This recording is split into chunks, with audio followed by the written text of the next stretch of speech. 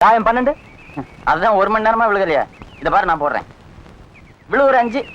உனக்கு அடிக்கடி பழுத்தே விழுகும். 5 எங்க விழுக போகுது? டேய் சீக்கிரம் போடுங்கடா, நேரமாகுது. ஏன்டா அவசரப்படுற?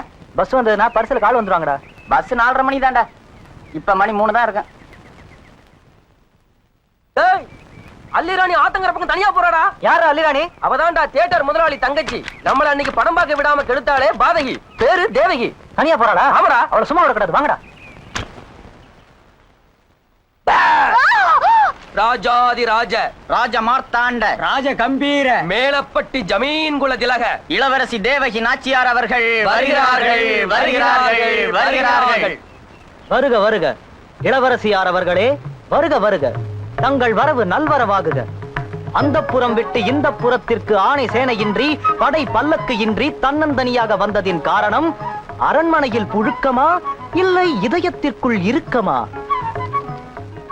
அடடா, பிரம்மதேவன் ரம்பையை பார்த்துக் கொண்டே உங்களை படைத்து விட்டான் போலிருக்கிறது. அரசவை புலவரே, சொல்லுங்கள் இளவரசே. இளவரசியாரின் அழகை புகழ்ந்து பாடல் ஒன்று இயற்றுங்கள். உங்களுக்கு 1000 பொற்காசுகள் அன்பளிப்பு. தென்பாண்டி மண்டலத்து இளவரசே, தங்களுக்கு என் சிறந்தாழ்ந்த வணக்கங்கள்.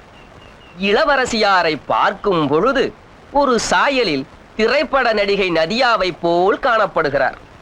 நடக்கையிலே சரோஜா தேவியை போல் இருக்கிறார். சிரிக்கையிலே KR விஜயாவை போல் தெரிகிறார். ஆனால் ஏனோ தெரியவில்லை, தேகம் மாத்திரம் மெலிந்து காணப்படுகிறது. அப்படியா? ஏக்கத்தால் இருக்குமோ? ஆண்களை பெண்கள் அடிப்பது உங்கள் அள்ளி ராஜ்யத்தில் அனுமதிக்கப்பட்டிருக்கலாம். பார்போற்றும் பாண்டிய இளவரசனை கை நீட்டி அடிக்க துணிந்த இந்த இளநங்கைக்கு சரியான தண்டனை கொடுக்க வேண்டும். என்ன தண்டனை கொடுக்கலாம்? ஒரு முத்தம் கொடுக்கலாம். சரியான தண்டனை கொடுக்கட்டுமா? You rascals, country brutes. புலவரே, ஏதோ பரங்கியர் பாஷையில் பேசிவிட்டு போகிறாளே, உங்களுக்கு புரிகிறதா? இளவரசே, நீங்கள் நாட்டுப்புறத்தானாம், நகரவாசி இல்லையாம். பச்சையாக சொன்னால் உங்களை ஒரு பட்டிக்காட்டான் என்கிறாள். அவமானம், அவமானம். வாருங்கள், அவளை கவனிப்போம்.